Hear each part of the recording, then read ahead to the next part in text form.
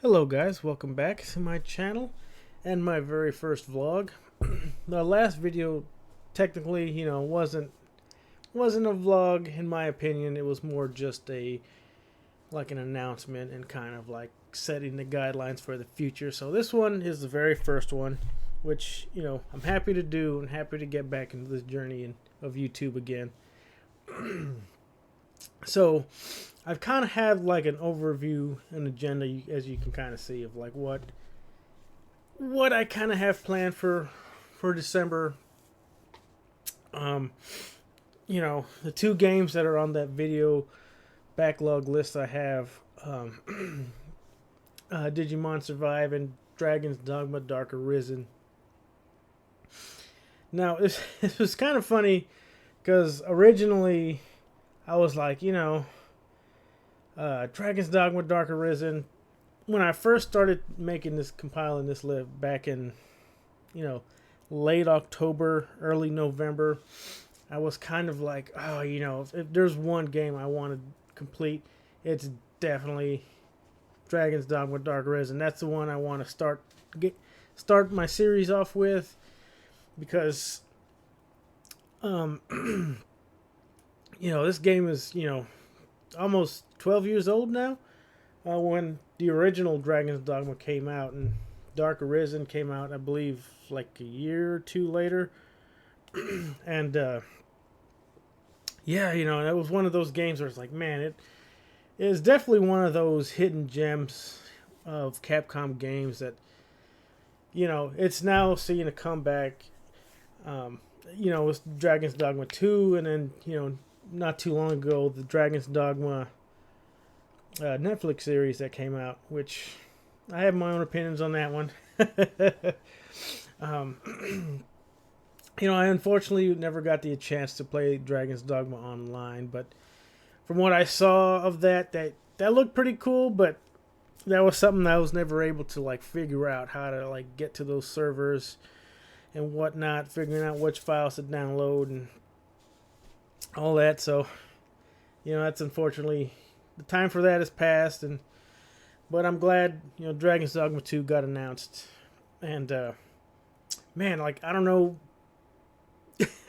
this is a thing that's just so funny is like Black Friday, I bought Digimon Survive because I was like it came out on sale, 50% off, and so I jumped on it because I'm a big Digimon fan.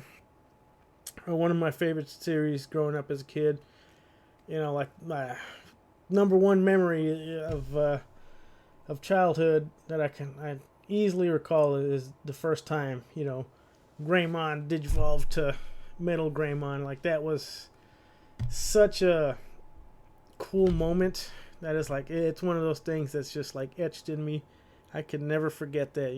Metal Greymon ends up defeating Edamon, and that was pretty cool. One of those nerdy moments as a kid that really excites you, and it's like, wow, that's pretty cool. And just the design of the Greymon Digivolution series is one of the best, and rightfully so. It's like their main mascot. But when that came out for Black Friday, I bought it, and I was like, let me make Digimon Survive be the first game I start off on this backlog goal list journey that I do. However, yesterday, I think at the Tokyo Game Show, Dragon's Dogma 2, was shown off by Capcom, and man, that the hype for that game is pretty real. One of the few games I actually would consider pre-ordering, and that says a lot about me, because that pre-orders is something I just absolutely 100% against. I don't really think it's good for people to be pre-ordering games too much. The last time I did it was for Monster Hunter World, which I knew, being a huge fan of that series, I was going to enjoy really no matter what. and get really a lot of gaming hours out of it. I think I have pretty close to 1,000 on Monster Hunter World. Um, Not quite fully. I'll have to double check that number, but I got it for the PlayStation 4, and I did not regret that. But the previous game before that was Friday the 13th, the game, and man, that was a game that I enjoyed playing because I met some good friends on that game. But golly, that was not. That definitely made me reconsider. It was a good, healthy reminder of, why I should never really pre-order games, because they just, man, that game was so good, but it took such a huge nosedive, and but ultimately, it turned out to be a good decision. So the friendships I made, absolutely wonderful. So I guess it worked out in the end on that one. So. But yeah, that's going back to the goal list or the backlog, whichever you prefer to label it as. I am going to be starting with Dragon's Dogma Dark Arisen. Like originally, I wasn't too worried about like completing the game, as like I've already done that in the past. The only thing that I have not done was beat the second form of Daemon, the awakened version of Bitter Black Isle. That just eluded me, when you get this false sense of security when you first delve into Bitter Black Isle, you go into those dungeons, and the first go, it's actually pretty manageable. Like if you beat the game once and then you jump to that area, you should be pretty fine. But it's on the second true level that, the second run through of the level is where the difficulty like just spikes to like an insane degree, and that if you don't have like the right build, the right equipment, you are going to be on a struggle bus. And that was one of the things that I tried to do with my main character back, in the PlayStation 3 days, was try to redo my skills essentially. But at that point, I invested too much into being like a warrior, and I didn't really have too much like magic skills, which is what is really more beneficial in that area. The magic archer is the best vocation in that game, and it'll make more sense, to those who don't know anything about the game, that once I start playing through it, and you'll be able to understand a little bit more of what I'm saying right now, because I don't really want to like go deep into these vlogs too much. I want to try to keep them 10-15 minutes at most, something easily digestible, but also just to kind of like keep myself up to date, on a weekly basis. So as I play through the game, I can explain more of what's going on. Yeah, it was one of those things that it was so long ago, I don't actually remember why I wasn't able to fully beat it, because my character at the time, I was moving in that direction, but I think it was a combination of, I was in the military at the time, and I think some other games had come out, and like the time of playing that game was already reaching its end, for me at least, and I think maybe the PlayStation 4 was on its way in, and once that came out, I ended up just putting that game, all my PlayStation 3 stuff, into the closet, and kind of like just forgot about it. But man, taking that L from Daemon's second form, man, that was one of those ones that's stuck with me for a minute. that, it's one of those hurdles where it's like, man, I just have to like climb over that hill and just say I finally beat this dude. After a decade, I'm gonna make my comeback. But with the announcement of Dragon's Dogma 2 coming out in March, I think March 22nd, towards the end of March. I'm just gonna go through like a whole playthrough of the game, just to kind of like see where we're at. Dragon's Dogma from the original, so that way when the second does come out, I can just jump right into it, and bam. They did mention something about it being like a parallel universe.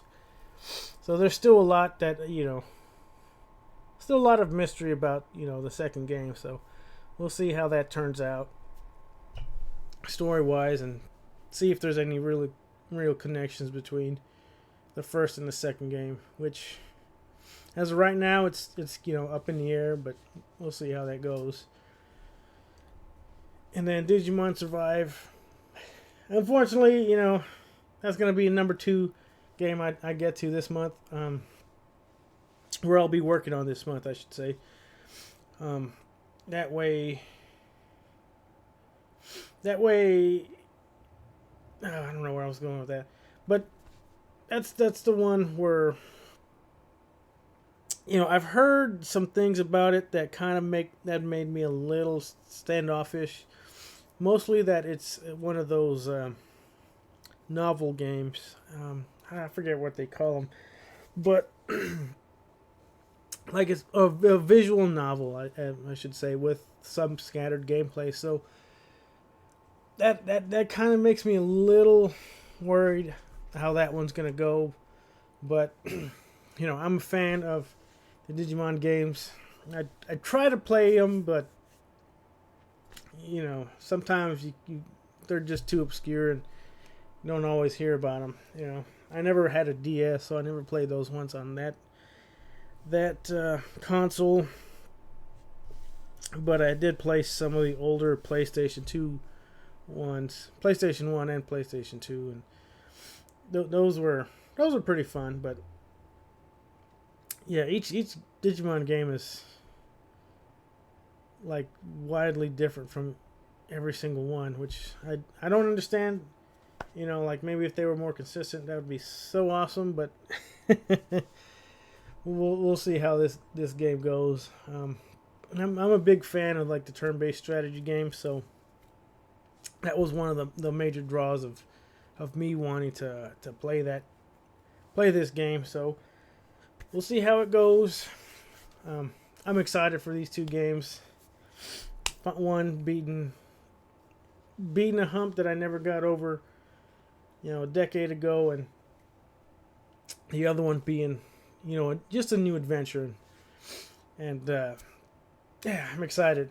I mean, though I have to be realistic with my timeline. I'm estimating right now maybe 6 hours a week.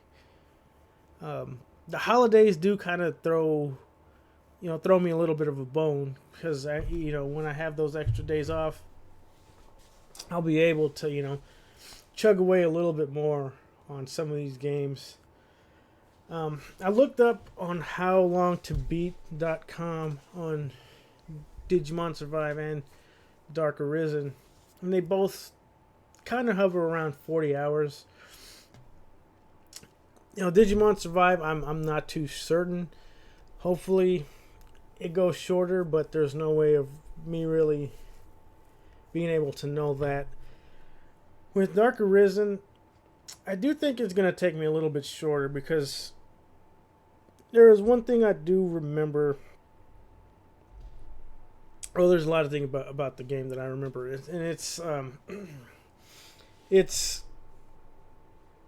like it never really changes. That was one of my biggest criticisms of the game is like the layout, the enemy placements, like those.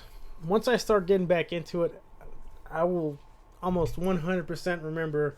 Oh, there's an ogre there. There's a dragon there. There's bandits there. There's goblins there. It's not. It's a very static game, in that the world doesn't really change much.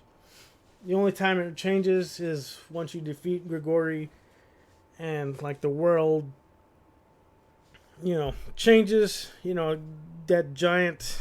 Well, I mean, you'll see it when I play the game, but when there's that giant crater in the middle of town, and it unleashes a bunch of, well, man, I shouldn't be spoiling it too much, but it is a 10-year-old game. But basically, once there's a huge crater, a lot of new monsters come out and invade. So that is a big spoiler for the game, I guess. But I guess yeah, like I said, it's a 10-year-old game. So if you're spoiled by something that's that old, and I guess, I don't know, get off the internet, I suppose, and play the game yourself. I guess I'll put a spoiler warning for the game. But yeah, that's the only time where things even change. Bitterback Isle, for the most part, I mean, it's the same. It doesn't change. It's just trying to remember exactly what happens. There is some randomness to it, but for the most part, a lot of the major, damage sponges in some of those sections of Bitterback Isle, they do not move. So that's always good. And I do remember some of the tips and techniques that I learned way back when on how to actually move on and progress in the game pretty easily. Hopefully some of the exploits still work, so that way I can kind of chug through the game a little bit faster and hopefully beat it under 40 hours. But yeah, that's the biggest thing right now. Is hopefully I'm able to at least beat one of those games during the month of December. We'll see. If not, I'll probably be working on one of them during, most likely, Digimon Survive into January. So we'll see how that goes. Books. I'm still reading Design Your Life by Bill Burnett and Dave Evans.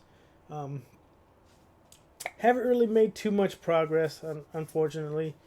It's just a lot of decorations and Christmas trees putting up. It's one of those things that kind of fell to the wayside, but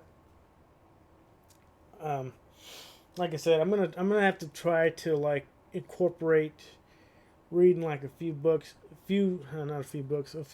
pages when I wake up or before bed.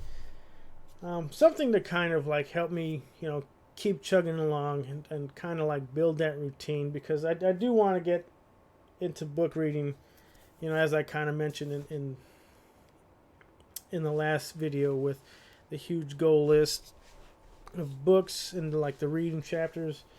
So that's something I'm gonna work out and try to figure the best way to fit that in my life right now.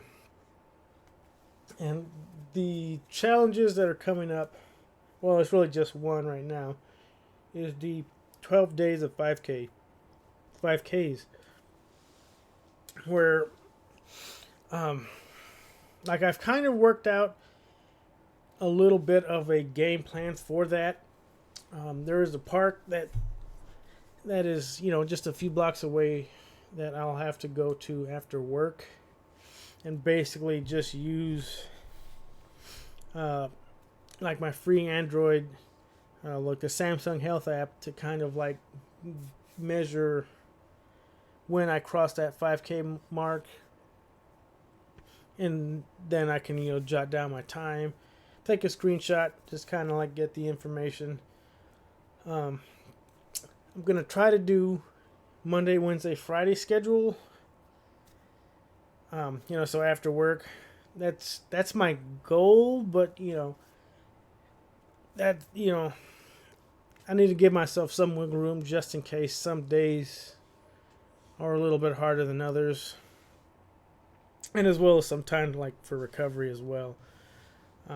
If I'm feeling a little bit more exhausted, I can kind of like push it out another day or two, and like try to do 3 times a week, for 4 weeks, and that's that covers the challenge basically. So like I said in the last post, if you're somebody who runs a lot, this is probably nothing. This is probably something you do in your daily routine. But someone like myself, a couch potato. I hate saying couch potato because I used to go to the gym quite regularly, and I'm getting back into it again. But my focus when I was at the gym was primarily just weightlifting, getting stronger, and kind of put my endurance on the wayside. So my waist did get a little bit bigger, and my endurance, basically turned to poop. So there's that, and I hope with this that it sparks my interest in running again, so that way, I'm not exhausted or out of breath just climbing a flight of stairs. And this is basically a first step into my long-term goal of eventually summiting Mount Rainier. So ultimately, for the future of the channel, I didn't set out to intend to make it a fitness channel, but I do kind of see that it may evolve into that direction. But we'll see. I do want to try to keep it well rounded. So some video games, some books, and some workout challenges. So there's that, and this is basically all I have for right now. There's more coming on. Right now, I am working, looking into making like more higher YouTube production videos. I did end up getting a green screen, also on a Black Friday sale, so that was nice. That's something I'm gonna like try to incorporate once I kind of like play around with it a little bit and kind of see how it works, and using different recording devices, because I have a webcam, and I have it's not a GoPro, but it's kind of similar to one. I don't remember the exact name off the top of my head, but one of those those imitation brands that's a little bit cheaper and just more more affordable, I should say. And it's just I feel it works the same, but I've never really owned a GoPro, so there's no way for me to verify that claim at the moment. But that's where I'm at. So hopefully, I'll be able to, when I do my live streams, I'll be looking like an official YouTuber with my face plastered, covering up some of the HUD or some of the gameplay footage. You'll see my face. And eventually, I want to start actually make an intro, like a good intro and a good outro. But yeah, right now with the holidays, like running around, doing all this Christmas shopping, going to see all these different Christmas events, it's definitely pulling me in a lot of different directions. So hopefully that's another thing to kind of add, I guess, to my list is to just make, like, increase the production value of these videos as well. You know, not just have them be in a PowerPoint slide or an Excel spreadsheet. Because I have edited videos in the past, but you know, that was 5-6 years ago. Younger me that had a lot more free time. Now it's kind of like dwindled a little bit, and I don't know, especially one of those things where I've gotten older and it's time is so much more valuable than money that I got to make sure I'm doing things that bring me some joy and happiness while also not feeling like I'm just wasting a bunch of time, I guess. But for now, that's just it for this vlog. Hopefully, you know, hopefully soon I'll work. I'll get more in more production value of these videos, so that way they're a little bit more entertaining to watch, I guess. But for now, it's just gonna be my lovely voice.